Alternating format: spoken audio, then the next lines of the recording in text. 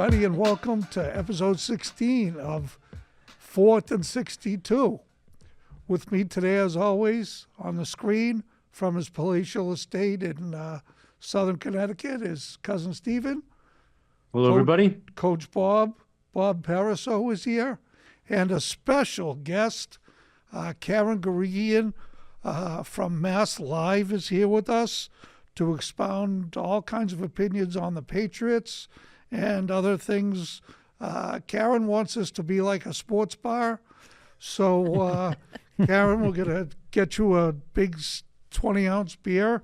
And she said she wishes. And but in a middle school, that's very illegal.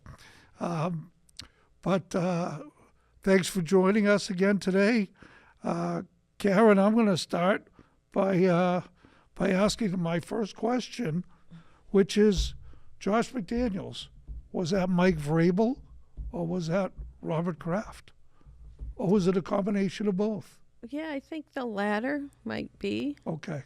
I think during the course of the season when things were kind of going in the toilet and not looking like they were going to improve. Like the whole season. Yeah. Well, I mean, you have to be realistic what they gave Gerard Mayo, right, which was the worst roster on the planet. But new coaches come in and they get their program in place and they establish their culture, and it takes a little while, but usually toward the end of seasons, you see a little bit of sign of progress. Right. I mean, Bill Parcells' first year, I think they were like 1-11 to start, and then they ran the table at the end. And so you had a little bit of hope, or you could at least see the impact he was starting to have. Bill Belichick's first year, they were 5-11. But toward the end of the year, they beat some good teams. So again, you saw you could see it coming you together. Could see something right to hang your hat on. This team, there was nothing except the fact that you picked the right quarterback in the draft. So you have a quarterback, nothing around him. The coach is making mistakes left and right. So I think at some point Bob Kraft got on the phone with some people he knew around the league and, said, look, we got the quarterback. What do we need to do? And I think Josh McDaniels might have been one of those calls. I think Mike Vrabel might have been one of those calls. Mike Vrabel was consulting with the Browns. And I think maybe it was pitched, Mike, if you were to take over, and I think Mike and Josh talked.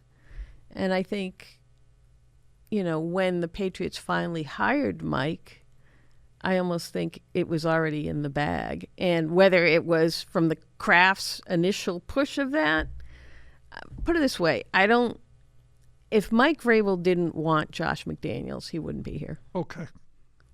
I think that might be. I just cut out 10 minutes of whatever I just said. So yes. No, but that's a very good point, because Vrabel is his own man. Without I don't think he's going to be led around by the nose by the Crafts, the crowd, anything. If he thinks it's right, he's going to do it. Well, if they make a suggestion and he goes along with it, that's good. But if they make a suggestion and he doesn't go along with it, I don't believe it's going to happen. Good. So, Karen, is the same thing going to be true with Elliot Wolf? Are they going to make sure Vrabel's on board with him to keep him around, or are they going to let him go? Where are we on that one? Yeah, that one is TBD. But I think, it's hard when you're a new coach coming in and you've not worked with any of a scouting staff. Right. These guys work all year scouting people. So, you fire Elliott and all his scouts, and all their work goes in the toilet, and you're left, Mike hasn't, except for now, you have people out and you make a draft board, and Elliott and his people have already made a draft board. Right. So I He don't. stays after the draft. He goes. Well, I think contracts go through the draft, but I do think the Crafts like him. But Mike has his guy in there, Ryan Cowden. Right. And technically might be a little below Elliott, but when it comes to who are they going to pick, the call is going to be between Mike and his guy Ryan Cowden. I mean, Elliott, who was, he made his bones mostly being a scout. Right. So I think he'll put his 2 cents in. I think, again, they kind of changed how they composed their draft board with Elliott Wolf from the Belichick way. And if you want me to explain the difference, I will. No, you don't have to. If you want to bore everyone with this. No, we witnessed it. Right. Well, I can sum it up real quick. Belichick's draft board, or he had all his scouts and his draft people basically rank people based on their fit for Belichick. So it wasn't necessarily right. When he back to Scott Pioli was looking for a type, not like the best guy or the best this or the best that. They were looking for fits. Elliott's draft board is like, we think this guy is the best 1 to 10. So it's more like who they think the best players are as opposed to the best fits. Isn't that what he learned at Green Bay with his father? Yes. Yeah. Yeah. Well, okay. That makes sense. But, early on, the fits worked quite well for Belichick. But what happened later on is they passed on better talent Right. for the so-called fit. And if and more times than not, the fit was a bust, and you're seeing great players playing for others. Right. So that's the best way I can explain it's just it. been awful. Yeah, it's infuriating to watch Belichick pick Cole Strange with what I guess that was the number 1 choice, and everybody had him as a 3. He could have waited. Right. He just decided he needed Same him, thing with or he wanted Tyquan him. Thornton and some other people that, I mean, the lists go on and on. But Belichick, I think, after winning all the Super Bowls, got a little arrogant and thinking that, I know all. I'm going to pick who I pick, and too bad. Well, he got talked into one scout scouting Brady, the Michigans. Bill, you got to pick this kid. You got to pick this kid. That's at least that's what we read. But that's like the 6th round. Right, and then that's not the 1st or 2nd round. Then finally he said, "Okay, let's give this kid a shot, and maybe he can play preseason and go home." And the rest is history. Right. I mean, Well, but he saw he saw Brady was the best quarterback he had in the lot. They had 5 at that time. 5. But I mean, how much is lightning going to strike again? I doubt it. No, you're not going to find another Brady. Oh no, that's not happening. Or a Larry Fitzgerald or whoever. No, but you can hope that Drake May is at least good, very good. Yeah. Somebody who can, and I mean, we've seen signs. Somebody who, he's a modern day quarterback. He has all the tools, all the physical gifts. The only thing we haven't seen yet, because put people around him. What was that? Excuse me, I was going to say the only thing we haven't seen, because he hasn't played enough, is his decision making. So, will he know to throw the ball away? Will he, I think he's take a learned. sack? I think it's still a work in progress a bit on that. And luckily, he's going to have McDaniels here for a while and get a good rapport. I think he'll learn that. He's he comes off as a bright kid. Yeah. We don't know any of the insides like you do. I mean, he could be a doofus for all we know. But he's a nice-looking kid, says all the right things. Well, I think, he had technical footwork problems, this problem, that problem. He was far from the finished product. And from what we saw in the early camps to what we saw during the games in those several months, you saw physically could see improvement. I mean, so he works hard. He's a quick learner. He listens. He listens, Yep. and he makes the corrections that the coaches want him to make. That's all due to John's good buddy AVP. Yeah. Yeah. AVP's not on the Christmas All right, list. I will publicly, right now, give credit for AVP for Drake May's development, because in the areas that he needed to develop. right, which was his footwork and some of the other stuff. But like Steven Well, said, He never took snaps under center in Right. college. I know. So I mean, that's an art in itself. Taking a snap under center and the drop back. And they changed it, so he went about it, and he started going back with the wrong foot. So no, you got to train yourself the other way, Yeah. because again, there's certain ways that are better than others to drop back. Now, he probably never took a snap under center, even in high school. Yeah, that's not what the type of offense that anyone runs anymore. Right. It's all shotgun or pistols or whatever. Spread and run the spread, Yep. shotgun. Yep. So, just to mention, this is the offensive line guru, Yes. okay? But Steven is the only one of the three of us that has been a Patriots season ticket holder for how many years? Wow. 20-something. Yeah, he's been in the third tier for a long time. That's Right. why you can't tell. The lower third tier, if you don't mind. Oh, sorry, sorry, the low part lower of it, right. third tier. I won't tell you how long I've actually been covering them, but Okay.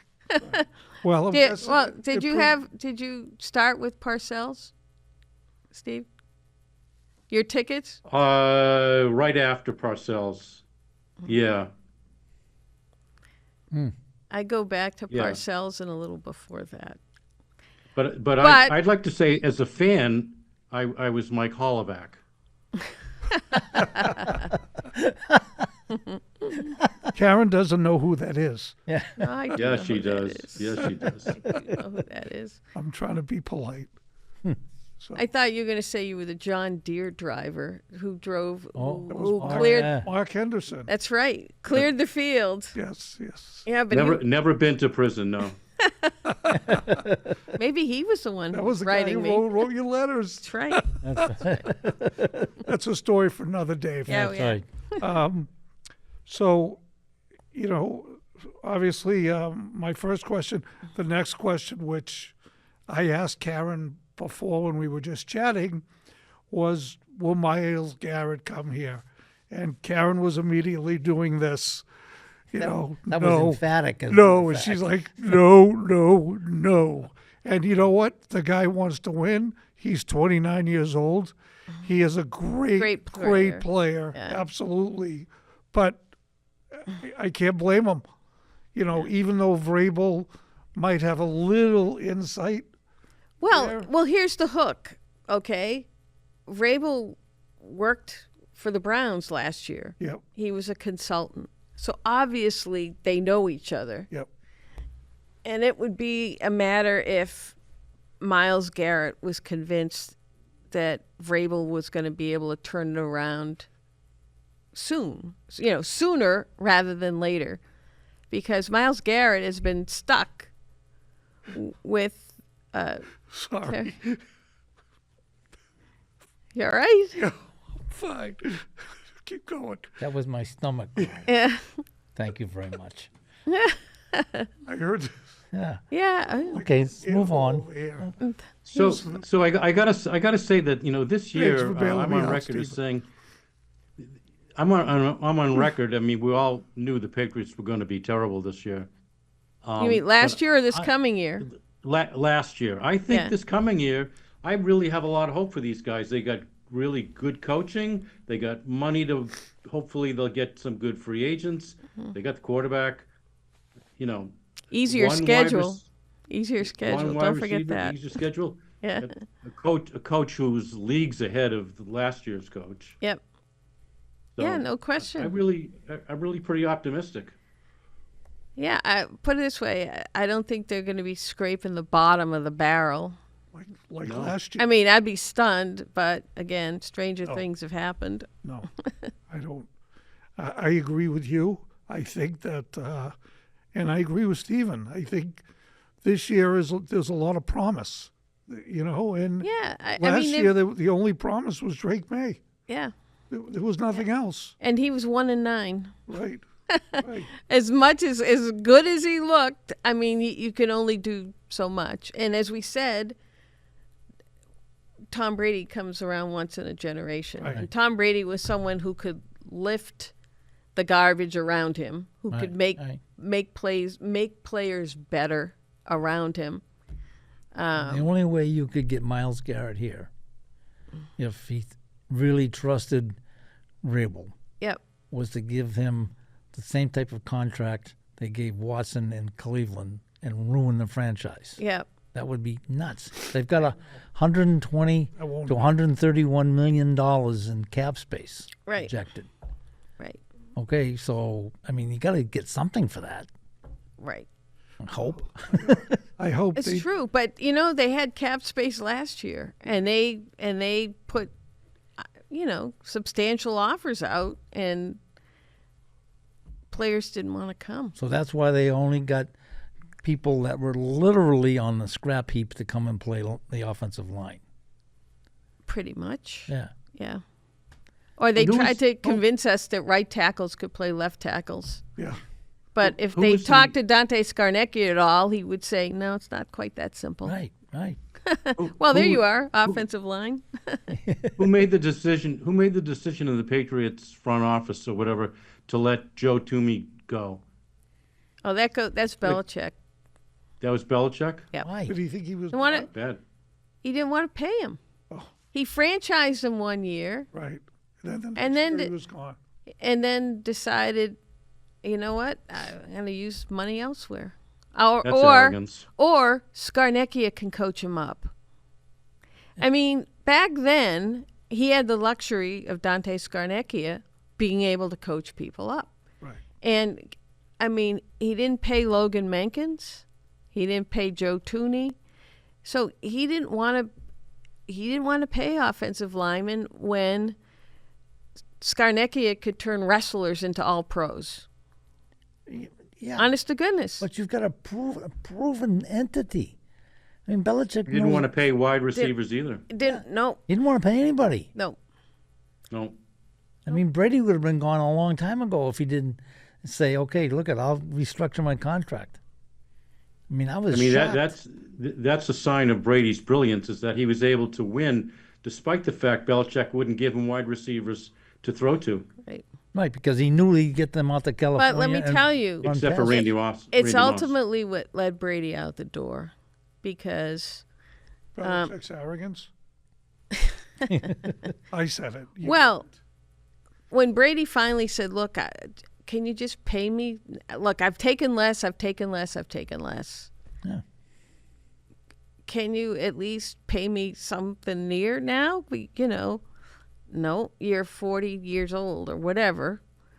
The other thing is, Belichick also refused to outfit him with talent. Right. And I think Brady knew, even though he was still great at 40, he knew inwardly, I can't totally lift a team myself. I need help. If you give me players, we'll win. No problem.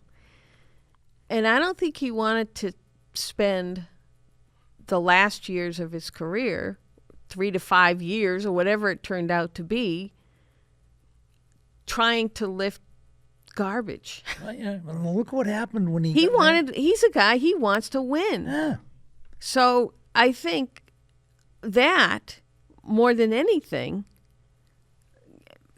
left him shopping in free agency That's true. for a team Yeah. that would give him what he needed. He goes, look, I'll do the rest. And he did do the rest Yeah, for they Tampa won the Bay. Super Bowl. That's right. Yeah, but look at what happened when he had Randy Moss. Records all over the place. Right. Because Moss was obviously, he's a Hall of Famer.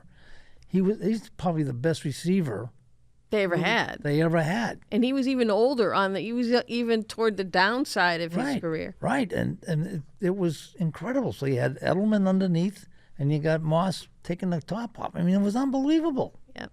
Hey, speaking of Hall of Fame, Adam Vinatieri not making the Hall of Fame is a crime. And I think, I'm wondering, Karen, is this like a little payback to the Patriots for being who they are? Like, shouldn't he be a first ballot Hall of Famer? He should, but I think it's more the voters having this thing about not putting specialists in first on the first ballot. I think they just have a bias against special teamers, kickers, punters, returners, whatever.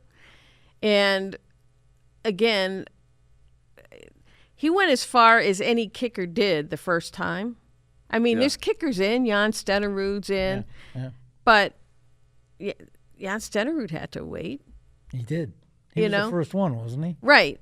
So, again, you're a specialist. You can't be in, even though you're the greatest kicker of all time, you have all the records, even though you were voted as the greatest kicker. I mean, even with all this, even with him showing that he was a football player too, tackling Herschel Walker, that play. Yeah. Sorry, you're a kicker. That's all right. I don't know. It's a bias. But you add that, so Adam Vinatieri had the double whammy, being a Patriot and being a kicker. Yeah. How much you think the Patriots hurt that? The Patriots side? I think it's more him being a specialist. Kicker? Yeah. Okay. Because he'll get in next year. If he doesn't, let's have an investigation. Maybe he can get in with Julian. He's not getting in. Or Julian can He's get not in getting with him. in. I mean, Julian, you don't see him as a Hall of Famer? I don't see him getting in. Oh, really? How's that? Oh. Again, Rodney Harrison can't get in. True. Yeah. I don't understand. I think there is a little bit of a bias, but and I've actually taught. I mean, I think a lot of voters attribute the Patriots' success to Brady and Belichick. And they think a lot of people were lifted, won all these rings because they had the greatest quarterback of all time and the greatest coach of all time. Well, you can see. But that is such a really stupid argument because yes, Brady was great. Yes, you won largely because of him. But guess what? They had to play defense in those games, didn't they? Brady didn't play defense. Right. They needed the kicker to kick the game-winning. They needed him to kick a 48-yard field goal in a raging blizzard. Yep. But no, it's all Brady. It's all Brady. It's all Brady. Wow. And I think that's where the bias is. Oh, that's too bad. That's funny. That's too bad. Yeah, I don't like that at all. It's like baseball. Yeah. I mean, well, the other thing is they don't, like, if you've watched the Patriots as I have for 20 plus years, 25, well, actually more if you count Parcells. Okay, we're almost going on 30. But if you watch certain, I'll give Vince Wilfork and Richard Seymour. It took Richard Seymour forever to get in. And I thought he should be a first ballot Hall of Famer. Voters don't understand what Bill Belichick asked Richard Seymour to do. They don't understand how much of a dominant player he was, all the double teams that he drew, so that, and this is how it worked in Bill's system. Richard gets the double, triple teams, and that opens things up for other people to make plays. Yeah, for the linebacker. Yeah, right. Yeah. It's the same thing with Wilfork. Yeah. Wilfork took up 2-3 guys in the line, and that allowed all the linebackers behind to make plays. That's how Bill designed the defense. Yeah. So they're getting punished because their numbers aren't, quote unquote, Hall of Fame numbers. Right. Yeah. But then what's the excuse for Rodney Harrison, who's the only 30-30 guy out there? I don't know. They didn't like him. They thought he's a dirty player. He had that reputation. Had that when he came here. reputation. Right. Yeah, but in that day and age with him, he played to how football was being played. Right. Yeah.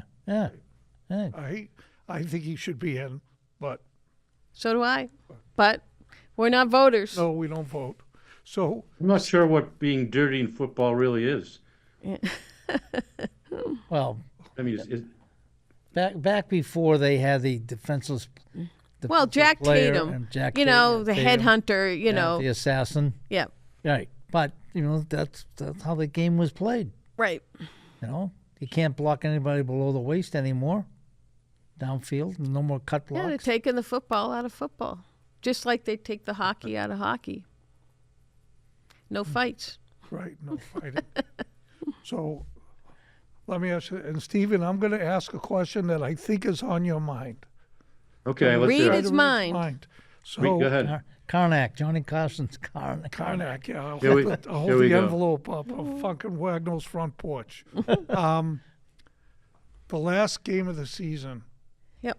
was like a breakthrough for Joe Milton.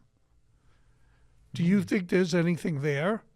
Or was that, can you attribute all that to Buffalo playing second and third stringers? I'm going to go the middle of the road. I think it's both. Okay. I mean, I think Joe Milton has off the charts skills and talent. His arm talent is outrageous. Yep. Yes, Outrageous. He has athleticism. yeah, he can run. Great. But that's not all that makes quarterbacks. Right. And again, it's like, right. Right. So he also, AVP, he had footwork issues. He had all kinds of issues in the early camps. Again, if he was just standing there throwing a ball 100 yards down the field, that's one thing. But again, that's not playing quarterback. Okay. He was throwing 100 miles an hour for 10-yard passes. Yeah. You got to learn, learning touch, learning footwork. And again, he's another one. Never played under center. Right. He looked so much better in that game. He looked comfortable. He did. Just the comfort he had Yep. in the pocket, the comfort he had running that offense with a bunch of bums. He was playing with scrubs too. Yep. I think that was impressive. But he got Baker his first reception. I hear the music, Peter. We got music coming. Yeah. I think he'll be a backup this year if they don't trade him. Okay. That's And they better not settle for something less than more than a third round pick. okay. Go. Go. Yeah. All right. Well, I'd like to thank our special guest, Karen Guregian from Mass Live. Neglected to say, What? Hall of Famer At Chelmsford from High. Chelmsford High Oh, School. Chelmsford High School. That's That's right. right. I'm Come on. sorry. That's right. And We're in Chelmsford. women's softball's never been the same, right? I'd like to thank Coach Bob, cousin Stephen, and Got it. and our director Peter Dews up there. And because I didn't mention it last time, I'll mention Jack, who isn't here today, but he was a big help up there last time. We'll see you again soon on 4th and 62. Thank you very Thanks, much. everybody.